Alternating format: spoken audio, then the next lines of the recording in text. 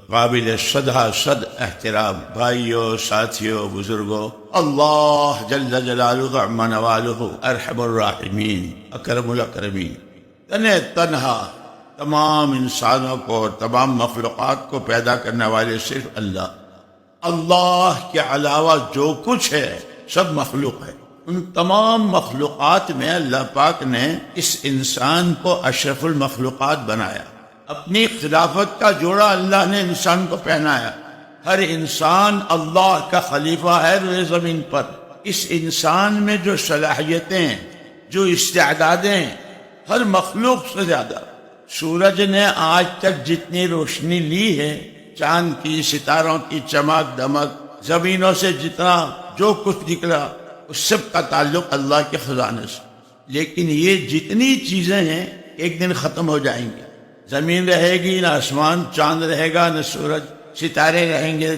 اس لیے امام غزالی رحمۃ اللہ علیہ فرماتے ہیں انسان ازلی تو نہیں ہے، ازلی صرف اللہ کی ذات۔ انسان ازلی تو نہیں ہے لیکن ابدی ضرور ہے۔ جس دن سے یہ وجود میں آ جاتا ہے ختم نہیں ہوتا، منزلیں بدلتی رہتی ہے۔ وہ آدم کے بچے کس دھوکے میں ہے؟ وہ اللہ، ساری دنیا کے سارے انجینئر، سارے سمجھدار، سارے جتنی بڑی بڑی ڈگریاں رکھنے والے سب جمع ہو جائے، کوئی پانی پر نقشہ نہیں بنا سکتا۔ دیوار پر نقشہ بنا دے، لکڑی پر بنا دے، کپڑوں پر بنا دے، پانی پر کوئی نہیں۔ اللہ نے اس کو ماء مہین، ایسے پانی سے۔ اسی لیے یہاں تک لکھا ہے کتابوں میں تو انسان کا سب سے پہلا فرض جس نے زندگی دی ہے اس کو پہچاننا۔ یہ ہمارے جو سر سے پیر تک کے اعضاء جوارح ہیں، ماں کو بھی نہیں پتا تھا کہ ناک بن رہی ہے کہ کان بن رہے ہیں، ابا کو بھی نہیں پتا تھا۔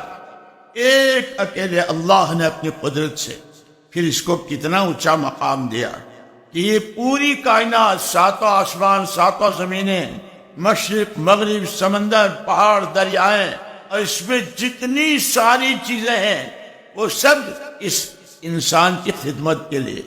اسی لیے اللہ پاک نے انسان کو 3 طاقتیں دی ہے۔ وہ اللہ کو مانتا ہو نہ مانتا ہو، اللہ کی عبادت کرتا ہو، ہر انسان، جو آدم کا بیٹا، جو حوا کی بیٹی، جان، مال اور سمجھ بوجھ، صلاحیتیں جس کو ہم کہتے ہیں، یہ 3 چیزیں ہر ایک کو اللہ دے دی۔ انہی تینوں طاقتوں کے صحیح استعمال اور غلط استعمال سے زندگیاں بنتی بھی ہے، اجڑتی بھی ہے۔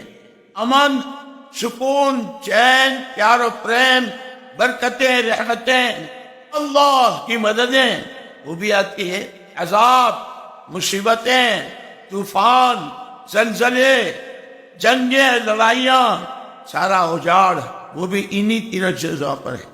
بہت قابل مبارکباد ہے اللہ کا وہ بندہ اور وہ بندی جس کو اللہ پاک خیر کے لیے چابی اور شر کے لیے تالا بنائے۔ جس کے ہاتھوں شر ختم ہو رہا ہو اور خیر وجود میں آ رہا ہے۔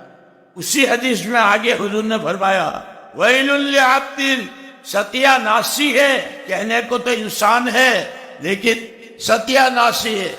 اللہ کی دی ہوئی جان و مال و صلاحیتوں کو ایسے استعمال کرے کہ اس کے انہی 3 کے راستے سے جتنا شر، جتنی برائیاں جہاں جہاں، خود اس کی اپنی ذات میں، گھر میں، گلی کوچے میں، شہر صوبے ملک میں اور دنیا کی 4 سمتوں میں ستیہ ناش جائے۔ حضور کی بددعا کہ جس کی جان، مال اور صلاحیت شر کے لیے، گندگی کے لیے، برائیوں کے لیے، اللہ کو بھلانے، آخرت سے آنکھیں بند کرنے، اس کی اپنی ذات سے لے کر کے عالم کی 4 سمتوں میں برائیاں پھیل رہی ہوں۔